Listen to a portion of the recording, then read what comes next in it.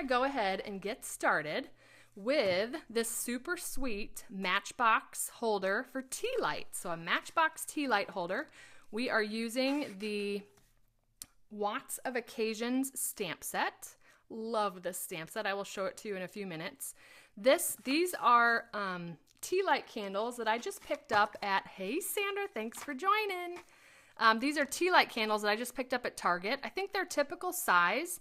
They measure about 1.5 inches in diameter, and then I think 3/4 of an inch in height. So a pretty typical size for Tealights. And again, I just picked those up at Target. So this box is gonna fit those just perfectly. And then we've got it wrapped with this really pretty Foil Frenzy paper, which is incredible. So let me show you the Foil Frenzy. Here's what you get. You get Berry Burst, Lemon Lime, Soft Sky, and Tangerine Tango. And those are all the foil version of those colors. And you get these really, really pretty patterns. And it's a craft cardstock, so it's a thicker, perfect for making boxes and things. I can see this with some non-traditional colors for Christmas and birthdays. Obviously not non-traditional for birthdays, but for Christmas anyways. But make some really pretty gift boxes using this paper. They come in 12 by 12 sheets. So we're gonna go ahead and use the Lemon Lime Twist version. And it's kind of a herringbone type pattern, a little bit different than a herringbone. So we're gonna start with, and actually I'm gonna quickly introduce myself. I forgot that part. I'm Julie DiMatteo from thepaperpixie.com, and I'm an independent Stampin' Up! Demonstrator. And what I'm gonna demonstrate for you today is how to make this really sweet Tealight Matchbox holder. So I've got a piece of Foil Frenzy paper that measures, let's see, I'm looking at my measurements here. Oh, sorry, ignore the Foil Frenzy. That's the wrap. We'll get to that in a moment. Okay, I'm using a piece of cardstock. This is Lemon Lime Twist, and it measures 5 1/4 by 5 1/4, so 5 1/4 inches square. We are going to go on and use the envelope punch board. I love this tool.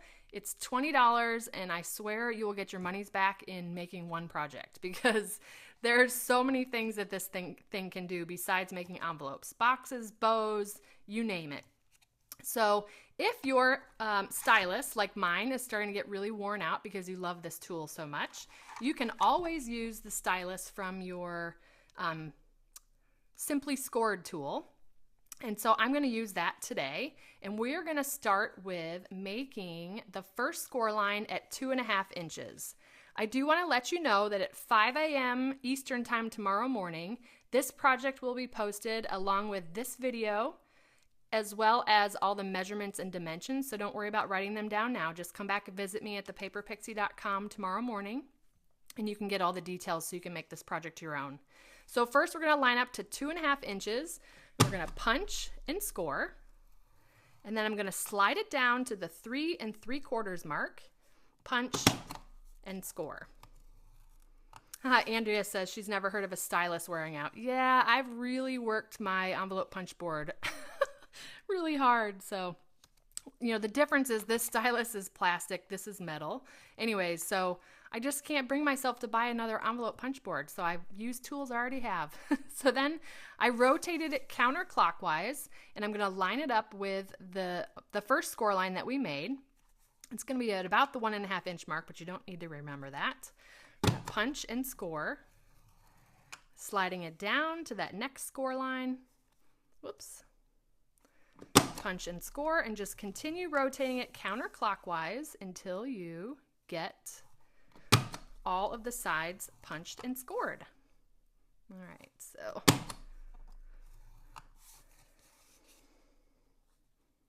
hey Lori, thanks for joining.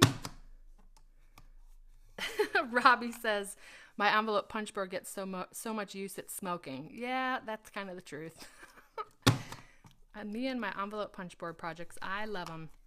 All right, so you're gonna have something that looks like that. I'm hoping you can see those score lines on the video. Easier to see, see if that helps. Easier to see on cardstock than on our designer series paper. All right, so I'm gonna do something slightly different. What I did on this Matchbox is I actually put a little thumb hole in here or finger notch in here. And because of the Tealights, it's actually kind of hard to get your finger in there. So this is an optional step. If you wanted to do that, I'm going to show you. What you would do is that's going to go on the short, skinnier side, okay? So you have this wider side, this skinnier side. And all you would do is fold this back and center it into the punch there, okay? And then you would punch. And that's going to give you this little finger hole here, okay? I'm going to skip doing that for this one just to show you a different way to do it. Now what we're going to do next is fold and burnish on all the score lines. This just helps to get all of your score lines nice and sharp. Especially helpful when you're putting together a box to make sure it's all squared up properly.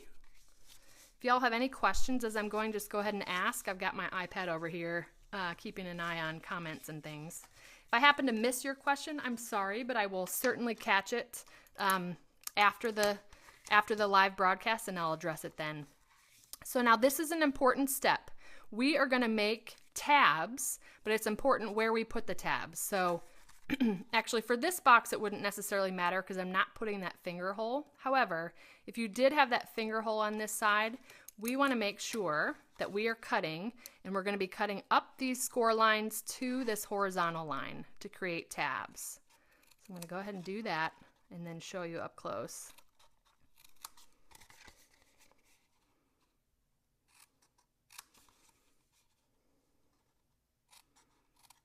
All right, so now we've got these tabs here, right?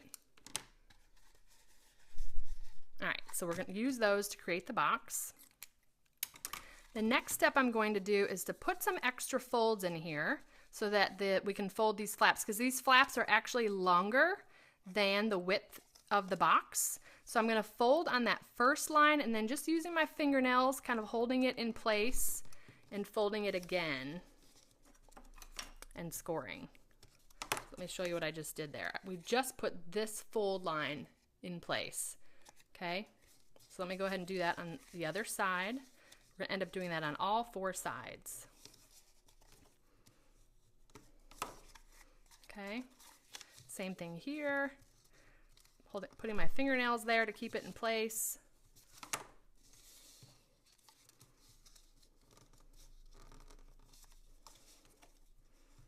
All right, so now those are all in place. Next, we're going to go ahead and glue our tabs, and I'm going to go ahead and use liquid multi-purpose glue, my glue of choice for this part. It gives me some wiggle room while it's still wet. All right, so I'm just I'm doing one tab at a time, and I am meeting the edge of this paper to this fold. Okay, and we're just going to make that a really sharp corner right there. Hoping you can see that all right.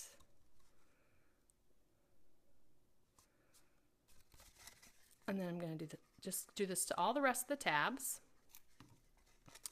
Now the multi-purpose glue, a little goes a long way, so try to have a light touch when you put it on your cardstock, otherwise you'll get glue oozing out all over the place.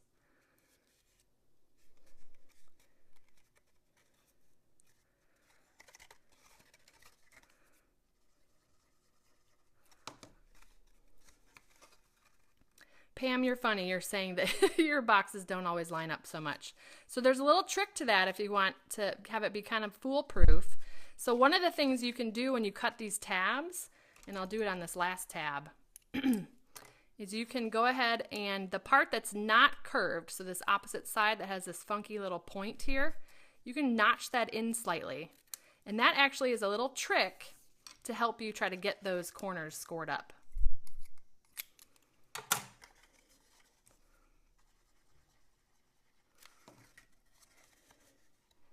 All right, then that last tab we're going to fold in, and again, just lining up that edge with the fold.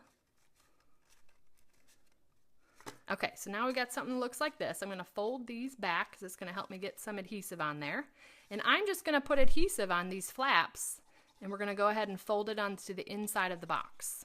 Okay, I'm just going to do one at a time. Pinching so that side adheres to itself, and then pressing down. I'll show you what that looks like. Okay.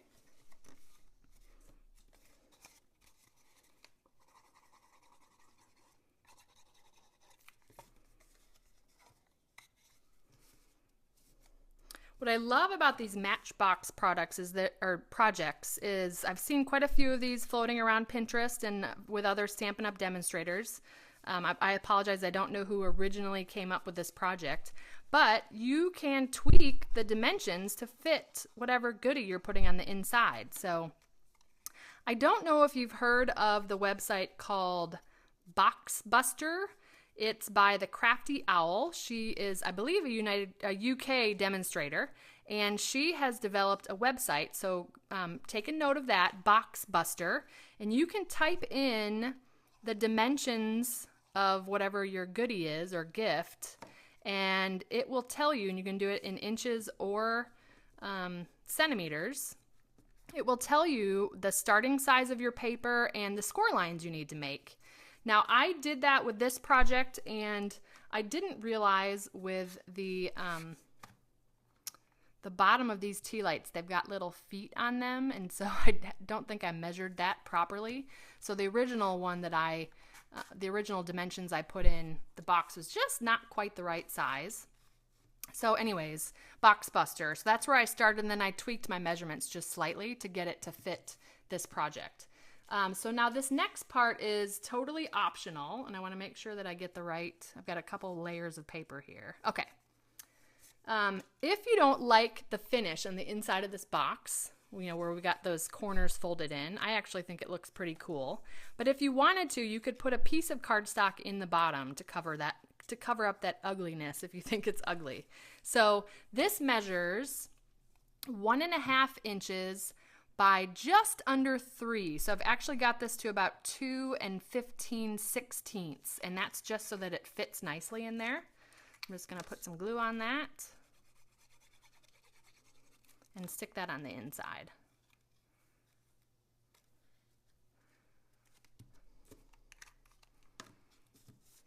And I'll just use my glue to press it down there. All right, so that's the base of the box. Again, this is slightly different. I did not put in that little finger pull in there, okay? Now we're gonna use the foil frenzy. I jumped the gun a little bit earlier. So this is gonna be the wrap that goes around our project, okay? And I'm gonna go ahead and grab my Simply Scored. And this is gonna be a really snug fit for the wrap around the box, but I actually like it that way. So we're gonna go ahead and score this at, again, all these measurements will be on my blog tomorrow morning, on my blog post tomorrow. So 7/8, 1 3/4, 3 3/8, and 4 1/4. Okay, so 7/8, 1 3/4, 3 3/8, and 4 1/4. All right, and I'm gonna bring in my bone folder and fold and burnish on all those score lines.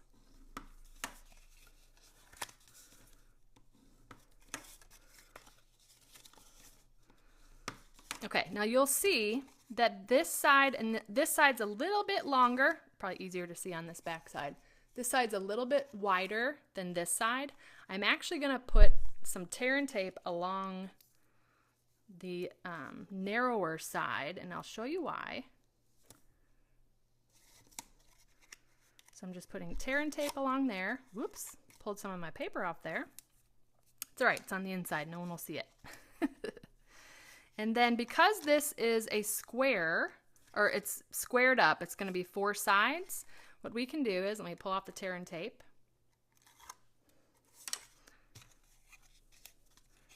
And I am folding over this wide edge and then 2 score lines over, if that makes sense. Folding this down. Just gonna, whoops, press my bone folder on there to make sure that it adheres. And then we're gonna have, it'll be totally squared up that way, okay? Now the reason why I put the tear and tape on the skinnier side is so that that seam would be right down the center. Just a particular thing. It honestly doesn't matter which side you put it on, but so then, like I said, this is gonna be a snug fit, but that's okay. We'll go ahead and slide that in there.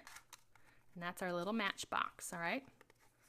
And you can just push it out. Since we don't have that finger hole, that's fine. You can just push it from the back side. And I'm gonna go ahead and put in my tea lights. These smell really good. I wish we had smell-o-vision on this Facebook Live. Jasmine Bouquet is what I chose. All right, tea lights in there.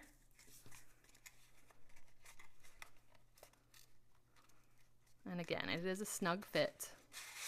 If you wanted the fit to be a little bit looser, what you can do is actually just dry fit the wrap around the box and just, you know, slightly fold it over the edges and then take it off, and then along those folded edges then fold and burnish, and it'll be a little bit of a lighter fit. There's about a 1/2 inch of overlap, so that'll be totally fine if you wanted to dry fit it first instead of putting in those specific score lines. All right, so now we're gonna get started on this panel, the You Light Up My Life. I love this. Okay, so we are gonna use the stamp set Watts of Occasions. This is a punny stamp set, but I think it is absolutely adorable. And we've got sentiments for a number of different things. So merry and bright, you light up my life. Sorry you're feeling burned out.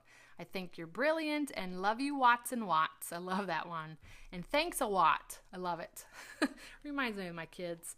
Anyways, so we're going to use this taller light bulb with the little heart on the inside and the sentiment, you light up my life. I had to get a little creative because this sentiment is wider than the width of our box. So what I decided to do was stamp that on the lemon lime twist and then just cut it out, and I can put the words wherever I want to. So that's what we're gonna do. So for those layers, I've got, let's see, this measures 1.5 by 2 7/8, and the inside one measures 1 3/8 by 2 3/4. And that'll give us just a nice little 1/16 of an inch border around the outside. I'm first gonna go ahead and stamp using the light bulb and basic black archival ink. And this is a felt pad. So I kind of twist and stamp to get that a nice good ink coverage on there. And I'm just eyeballing it. If you wanted it to be perfect, you could certainly use the Stamp-O-Majig. And I think I'm going to put this down a little bit more towards the bottom. We'll see how that one turns out. All right. I had a little bit of a different idea of how I would layer the words. Now I've got a scrap of lemon lime twist that I'm going to stamp the You Light Up My Life.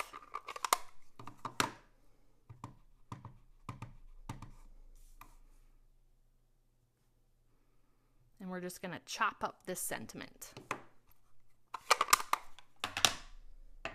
All right, so first thing I'm going to do before we chop that up, I'm going to go ahead and making sure, sometimes the basic black on Whisper White takes a little while to dry. And I don't know if you knew this, but there is actually clay in the mixture to create our Whisper White. So the ink actually sits on top of the paper with our Whisper White and Very Vanilla, as opposed to soaking into the paper like our other cardstock. So that's just a little tip there. But it is some of the best white paper out there, Stampin' Up's Whisper White. I'm going to use some Fast Fuse real quick. Certainly use liquid glue here. I think that's dry. All right, let's do that.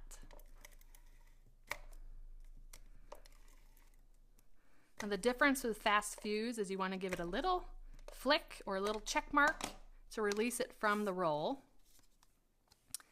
And then I'm going to center that on there before I press it down, because with this Fast Fuse, once it's down, it is down. All right. So that's adhered. Then we're going to go ahead and adhere this to the top of the box. It's easier to adhere this all to the box first before we put our little sentiment on there, because it'll be teeny tiny pieces.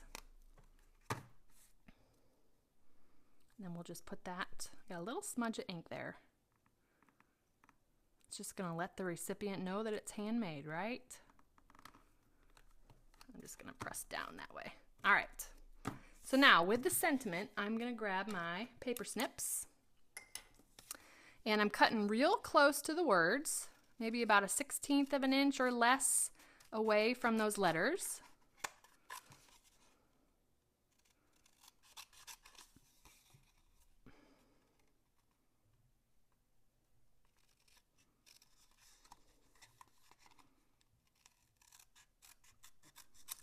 All right, let's get rid of that. All right, I'm gonna cut, I'm just literally just hand cutting these out.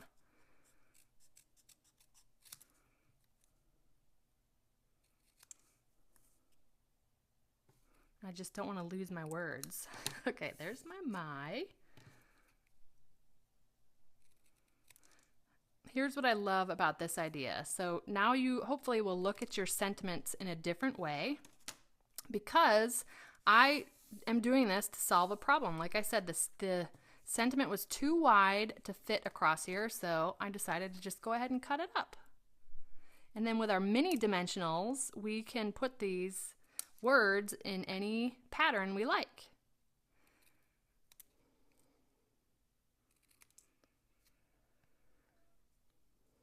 All right.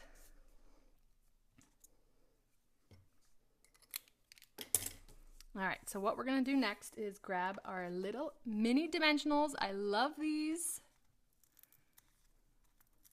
And stick these on the back of my words.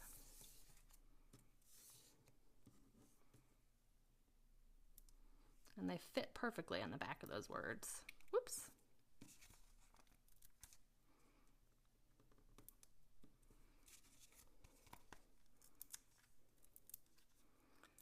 And the word light, I'm gonna do 2 dimensionals. Now the trick's gonna be while I'm live, if I can get all those backings off. I may be sweating a little bit, just kidding.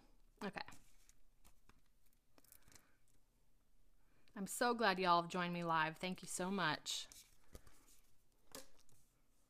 All right, so let's make sure we get these words in the right order, because that would happen while I'm live. All right, you.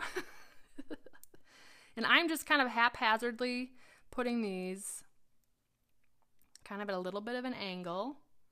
So you.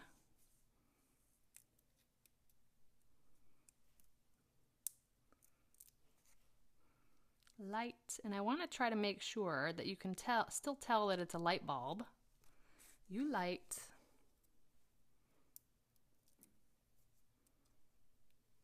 Up.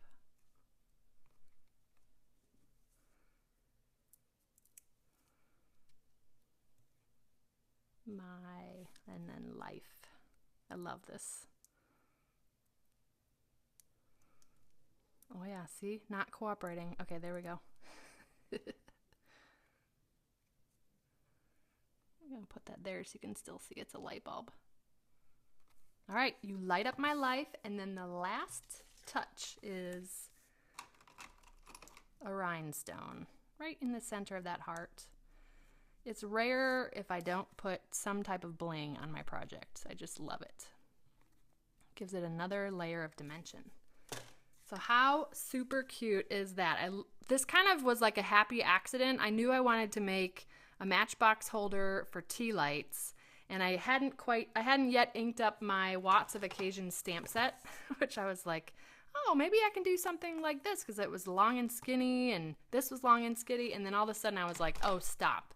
You light up my life, and it's a Tealight holder, so it couldn't be more fitting. So anyways, this is a Matchbox, perfectly fits too. I think these are normal size Tealights.